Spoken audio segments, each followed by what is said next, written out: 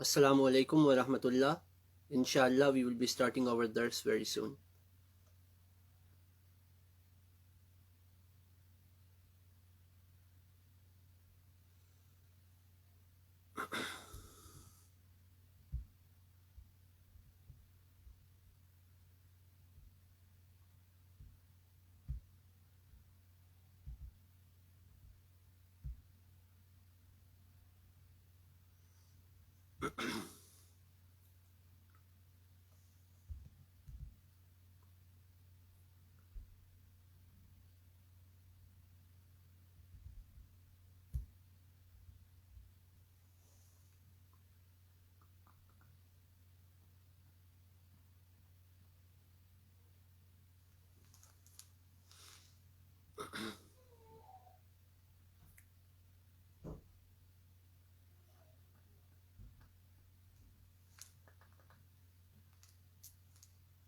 Assalamu alaikum. Just waiting for our branches to join us so that we can start.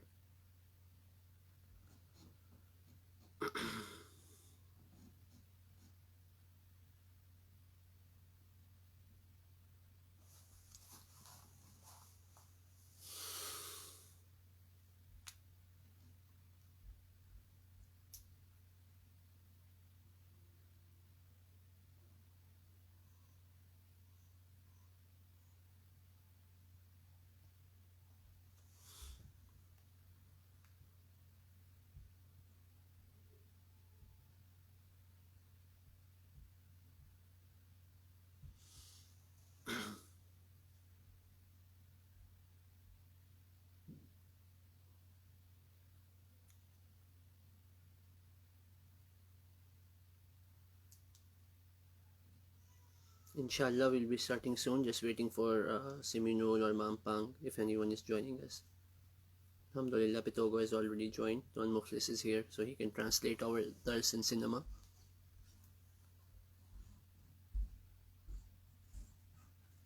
Okay, so I will start now. Hopefully, people can join during the dars, or inshallah they can listen to it later.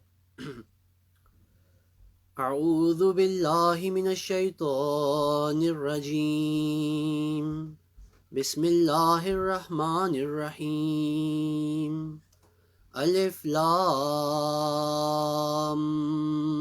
ميم ذلك الكتاب لا ريب فيه هدى للمتقين. We are studying the tafsir of the third ayah of Surah Al-Baqarah, that is ذَلِكَ الْكِتَابُ لَا رَيْبَ فِيهِ هُدًى لِلْمُتَّقِينَ. We are currently discussing the portion of this ayah لَا رَيْبَ فِيهِ. Before I move on, let me translate the verse. ذَلِكَ, that, Al-Kitab, the perfect book, the book, La Raib, no doubt, Fihi, in it, Hudan, guidance, Lil Muttaqeen, for the righteous. This is a perfect book. There is no doubt in it. It is a guidance for the righteous. If you remember the dars from 2 days ago, because yesterday we had Jalsa Yawm Khilafat, so we were not able to dars, and the day before that was Friday. So we were discussing the ayah La Raiba, the portion of this ayah La Raiba Fi. There is no doubt in it.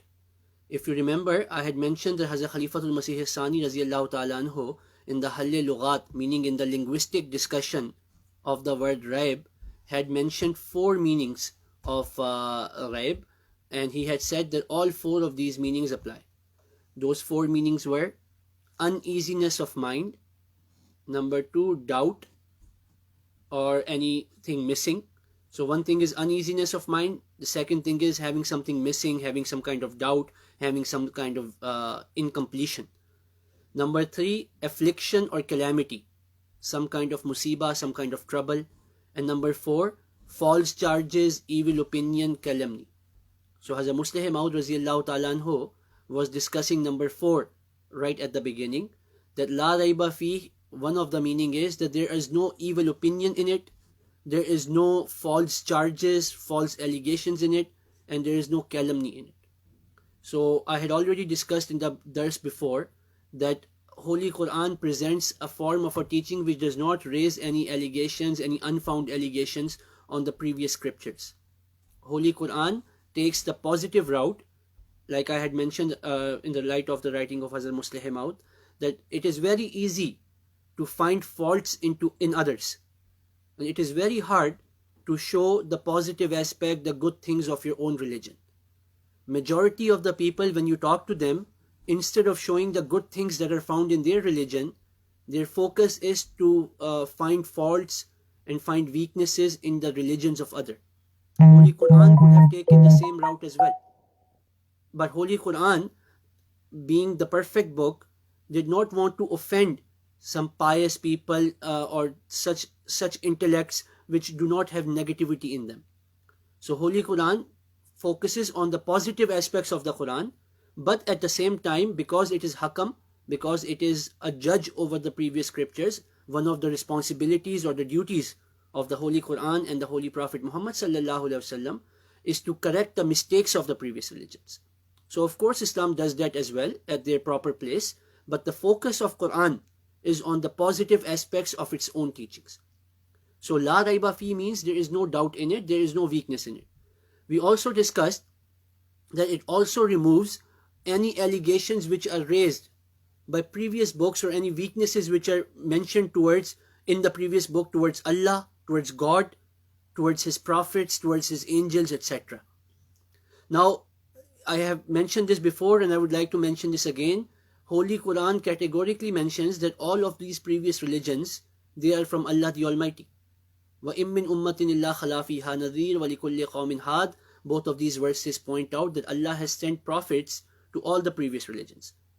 So in principle, Islam attests to the truth of the previous religions and the previous prophets. But either due to corruption by the hands of men, or either due to misunderstanding, or because of incomplete teachings due to the evolution of human intellect, or because those previous religions were only for a specific time or a specific place, there are some weaknesses mentioned, or there are some allegations raised in those books about Allah, about God, about prophets, etc. So Islam removes them as well. So in my previous dars I had mentioned that one of the allegations which is raised against Allah is that according to Bible, at least according to the translations of the Bible we found today, it seems as if Allah rested on the seventh day. Whereas Holy Quran presents a picture of Allah after creating the heavens and the earth in 6 days, the Bible states that God rested on the seventh day. Now it might be mistranslation, it might be misunderstanding, but a false notion can rise in the mind of someone that maybe God became tired after creation of the heavens and the earth and all kind of life forms, light and darkness. Maybe God became tired and He needed to rest on the seventh day. But the Holy Quran mentions categorically that Allah did not need to rest. It has very clearly mentioned in the Holy Quran that Allah Ta'ala says, وَمَا مَسَّنَا مِن لُغُوبٍ, that we did not become tired by the creation of the heavens and the earth. Similarly, وَلَا يَؤُودُهُ حِفْظُهُمَا, that Allah does not become tired by taking care of the heavens and the earth. Now, another allegation that we will be discussing in today's dars, now what I'm about to say, this is new, I have not discussed this before.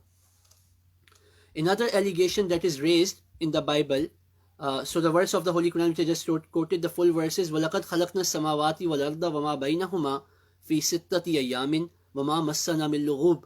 That Allah created the heavens and the earth and whatever is in between them, the light, the darkness, the life forms, in 6 days, وَمَا مَسَّنَا مِن لُغُوبٍ, and we did not become tired because of this.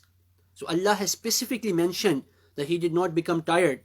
So if any false notions have risen in the minds of people because of reading the previous scriptures, that God rested on the seventh day, so God did not rest.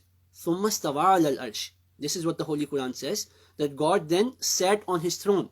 Sat again is a wrong word. Istawa al arsh means then he formulated himself on the throne on his throne. He started what the tafsiri meaning of this istawa al arsh is that after creation Allah is still involved in the day to day of the laws of nature, of the heavens and the earth. Meaning once Allah has created everything, now they are working according to His will.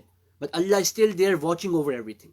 Now this is a sign of being a very good administrator, very good king, that after he creates something, after he has taken care of the issues of his kingdom, after he has formulated the laws, etc., then he does not have to deal with everyday matter.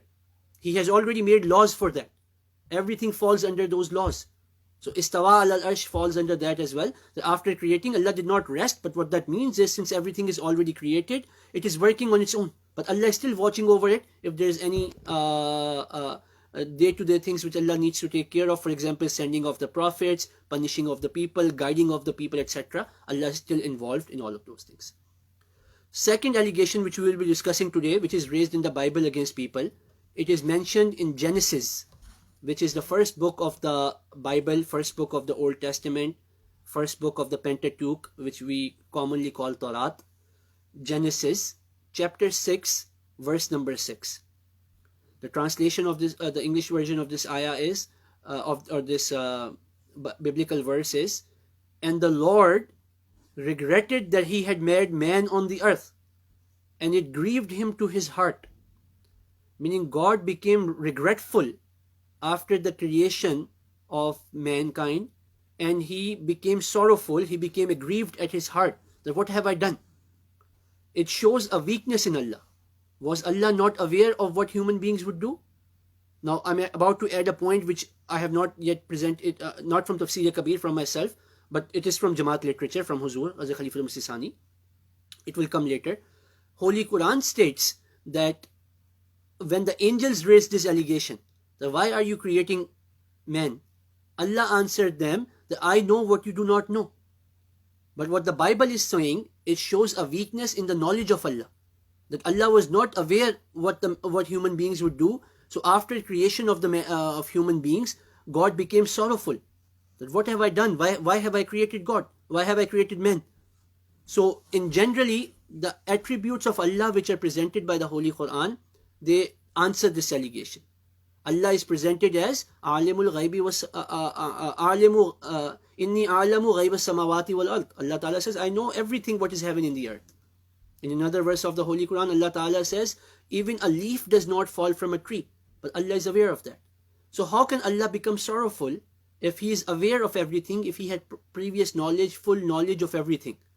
But the biblical verse, Genesis chapter 6, verse 6, it shows that God became sorrowful at the creation of the heavens and the creation of the man. So this allegation is answered by Islam.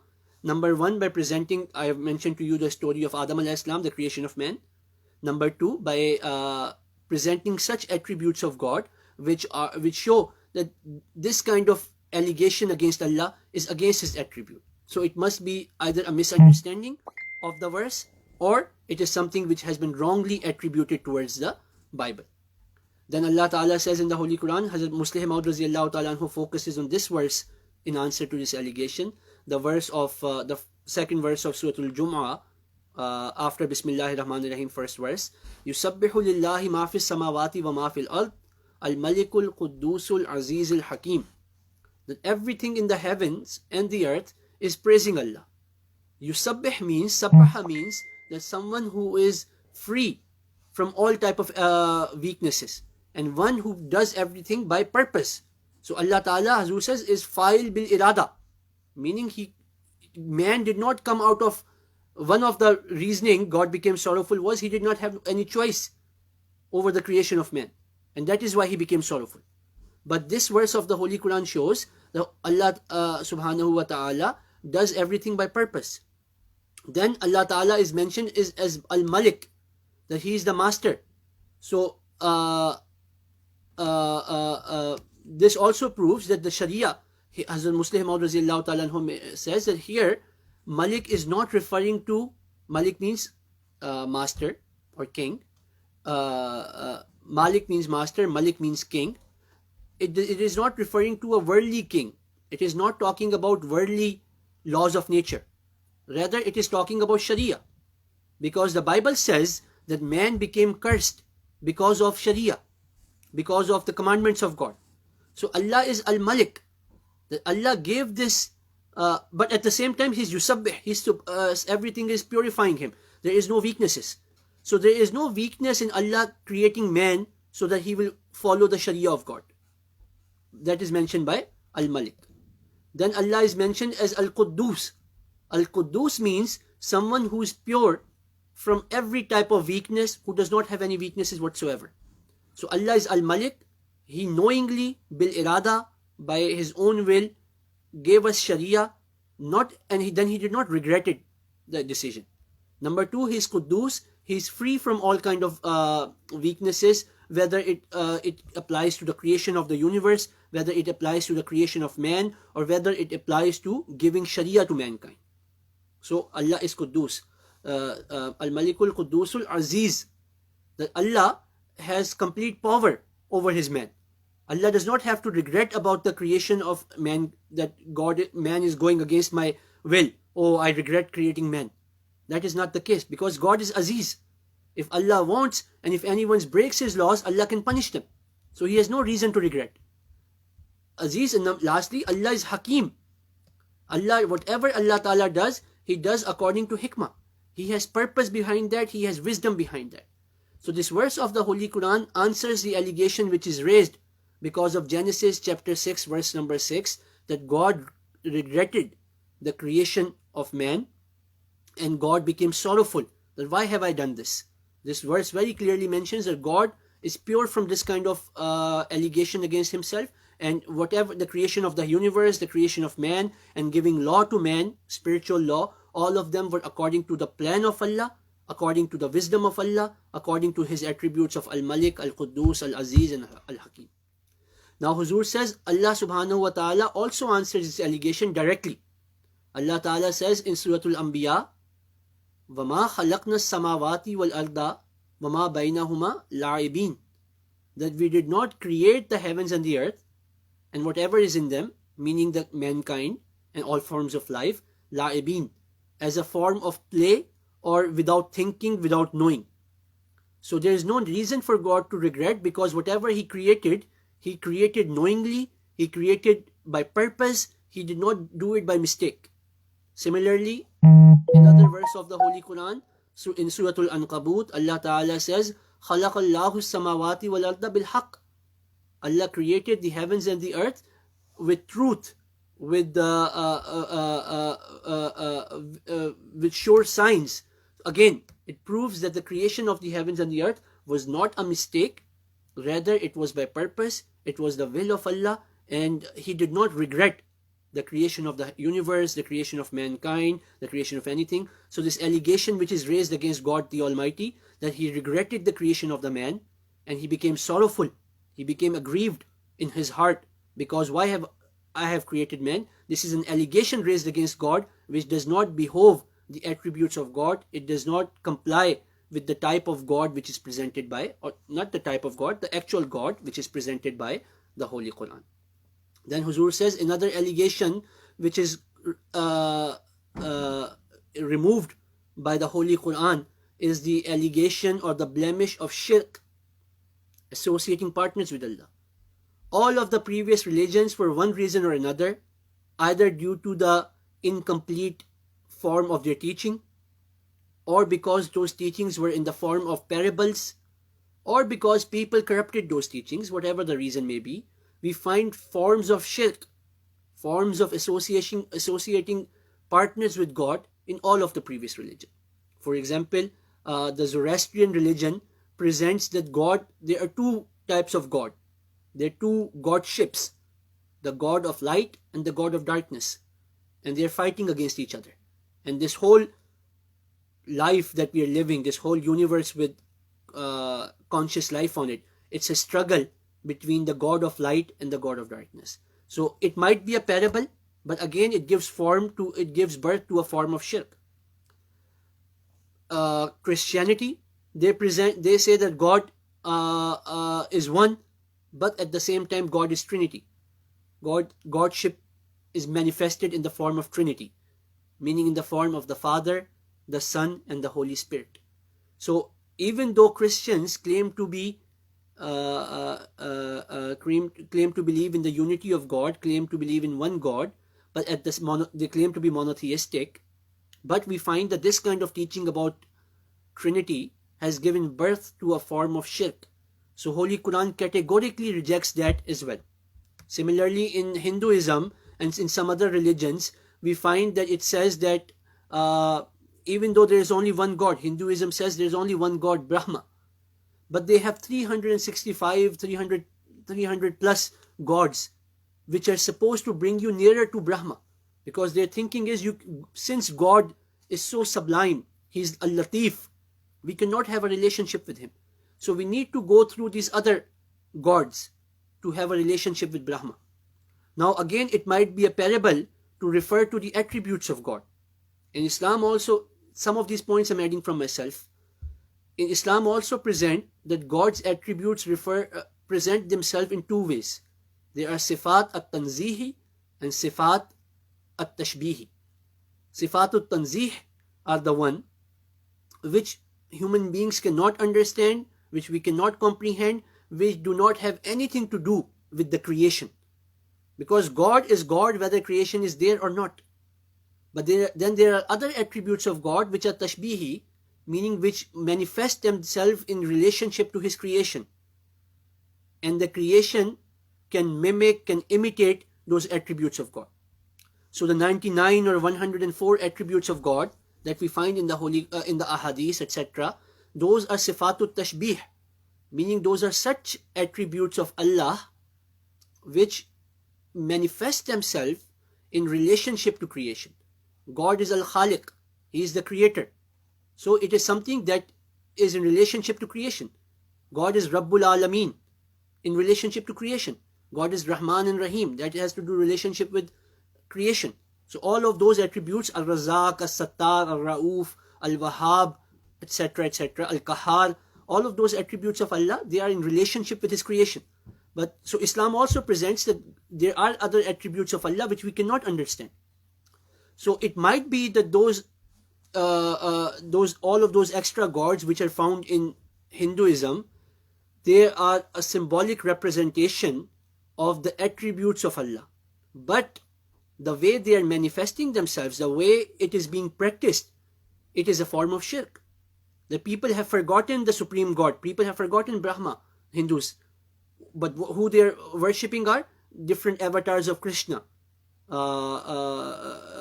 different attributes, different avatars of Vishnu, etc., etc. So it is a form of shirk that has taken birth in different religions. Same thing is found in all the other religions. Previous religion, they started worshipping animals. They started worshipping moon and the stars. So Islam came to remove this blemish from Allah, and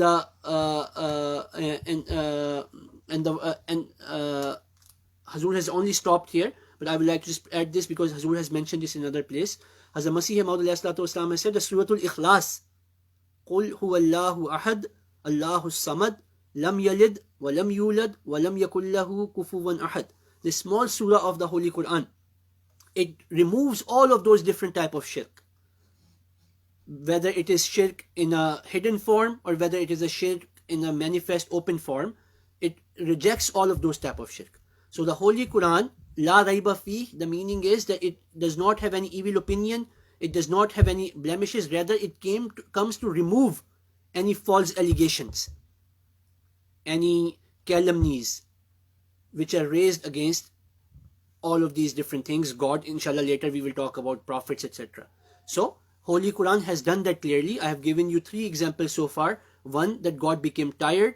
Second, God regretted the creation of the man. And thirdly, and probably most importantly, that the blemish or the allegation of shirk, that God has sons, God has daughters, God has other people who are His partners in Godship, etc., etc. So, ذَلِكَ الْكِتَابُ لَا رَيْبَ فِيهِ, this is the perfect book, because it removes all of these calumnies, because it removes all of these allegations from Allah, from God, from prophets, etc. So I hope I was able to make my topic clear today. Inshallah, tomorrow we will continue the discussion on this meaning of La Raiba Fi, and we will discuss how Holy Quran and Islam also removes various allegations which are raised against prophets, etc. So may Allah Ta'ala enable us to read the Holy Quran, to learn the translation of the Holy Quran, to ponder over the meaning of the Holy Quran, and above all, may Allah Ta'ala enable us to make Holy Quran a practical part of our life. Ameen. Allahumma ameen. अल्लाहुम्मा सल्ली अला मुहम्मदिन व अला आलि मुहम्मद व बारिक व सल्लिम इन्नका हमीदुम मजीद। अस्सलामु अलैकुम व रहमतुल्लाह।